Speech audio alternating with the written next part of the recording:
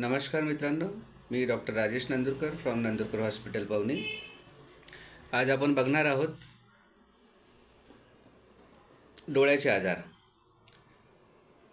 आता उन्हाळा सुरू होणार आहे, हिवाळा संपत आहे आणि हा इंटरमिडिएट स्टेज जे आहे ज्याच्यात पोलर ग्रेन्स हवेच्या माध्यमातून इकडच्या तिकडे होत असतात आणि अशा काळात विविध डोळ्यांचे आजार हे प्रामुख्याने निदर्शनास येतात. डोळे लाल होणं, डोळे खाजवणं, डोळे इरिटेट करणं, पाणी येणं आणि तसंही डोळ्याचे आजार हे प्रामुख्याने डे टू डे प्रॅक्टिसमध्ये आपण बघत असतो किंवा आपल्या रुटीन लाईफमध्ये आपण बघत असतो की डोळ्याचे विविध आजार प्रत्येकाला काही ना काही वेळेत येत असतात. कारण ट्रॅव्हलिंग आहे, बाईक चालवणं आहे, धूळ आहे, शेतकऱ्यांचं जसं धान उडवणं आहे किंवा जे शेतीची मशागतामध्ये जे काम करताना ज्या अडचणी येतात किंवा जे धूळ तयार होते त्याच्या माध्यमातून ज्या काही डोळ्याच्या संपर्कात पोलन ग्रेन्स आणि इतर ॲलर्जन्स आणि ज्याला मटेरियल्स म्हणू ते येतात, हवा आहे ते, आणि यामुळे डोळ्याचे विविध आजार येत असतात.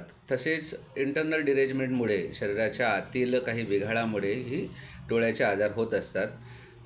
ज्यामध्ये प्रामुख्याने आपण शुगर लेवल्स वाढणं किंवा बाकीचे जे पॅरामीटर्स आहेत त्याच्यामुळे बी पी आहे, अशा ज्या कंटिन्यू जे लाईफस्टाईल डिसीजेस आहेत त्याच्यामुळे शरीराच्या ह्या छोट्या आणि नाजूक आणि अतिमहत्त्वाच्या अवयवावर प्रभाव पडत असतो. आणि अशात प्रामुख्याने डोळ्याची काळजी कशी घ्यायची याबद्दल प्रत्येक जण आपापल्या परीने सांगत असतो. पण यामध्ये जर आपल्याला काही आजार असतील डोळ्याचे आणि जे ॲक्यूट असो की क्रॉनिक असो, यामध्ये आपण होमिओपॅथिक मेडिसिनचा कसा वापर करू शकतो आणि त्याच्यामुळे आपल्याला एक ज्याला होलिस्टिक ॲप्रोच आणि सेफ मेडिसिनच्या माध्यमातून आपले डोळे जे अतिमहत्त्वाचे अंग आहेत हे कसे वाचवता येऊ शकतात, कसे ते प्रॉब्लेम्स आहेत ते डिले करता येऊ शकतात, याबद्दल आपण बोलणार आहोत. स्पेशली कंजंक्टिव्हायटिस ज्याच्यामध्ये डोळे लालसर येणं, डोळे दुखणं, डोळ्यात चिपळ येणं, अशामध्ये आपण काही मेडिसिन्स टाकतो, काही ड्रॉप्स टाकतो, काही अँटीबायोटिक ड्रॉप टाकतो, काही स्टेरॉइड ड्रॉप टाकतो.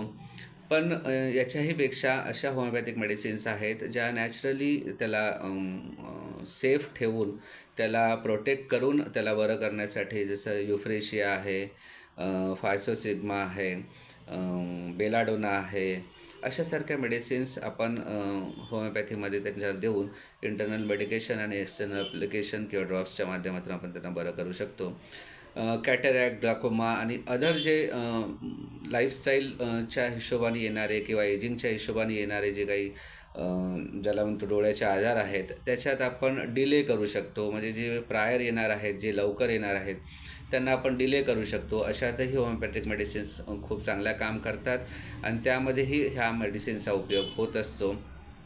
डोळ्यांचा जसं नासूर म्हणतो किंवा ज्याला पिस्चुला म्हणतो, डोळ्याच्या आसूची नळी जी आहे ती ब्लॉक होणं, तर तिथे काही अडचण आली किंवा ब्लॉकेजेस आले किंवा काही खडे तयार झाले, कारण ते मार्ग आहेत आणि त्याच्यात काही कणं डिपॉझिट होऊन बॉडी टेंडन्सीमुळे त्यामध्येही सुराख होणं किंवा त्याच्यात खडे तयार होणं आणि त्याच्यामुळे त्याचा जो फ्लो आहे तो डिस्टर्ब होणं आणि ती नळी जर ब्लॉक झाली तर डोळ्यातून पाणी येणं, डोळ्याच्या खाली सुजन असणं, इरिटेशन होणं, यासारखे प्रॉब्लेम असतात. आणि ही सर्जिकल केस आहे. बेसिकली त्याला सर्जरीनेच हे करतात जे ऑप्थॅल्मॉलॉजिस्ट असतात. पण होमिओपॅथिक अशा मेडिसिन्स आहेत की अशा सर्जिकल केसेसमध्ये आपण जर मेडिसिन घेतलं तर ते नॅचरली ते ब्लॉकेज दूर करतात आणि तो पिस्चुला कमी करतात आणि फ्लो पूर्ववत करतात.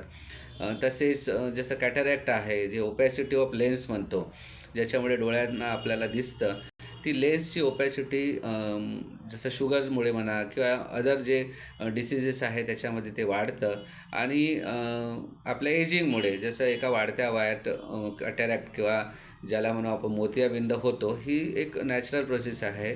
पण या अशा याच्यातही आपण ती ओपॅसिटी ऑफ लेन्स, जी जाडी जी वाढते, त्याला डिले करण्याचं काम आपण होमिओपॅथीच्या माध्यमातून जर योग्य मेडिसिन योग्य डॉक्टरांच्या सल्ल्याने केलं तर ते आपण डिले करू शकतो किंवा ती प्रोलॉंग करू शकतो. अशाही मेडिसिन्स आहेत.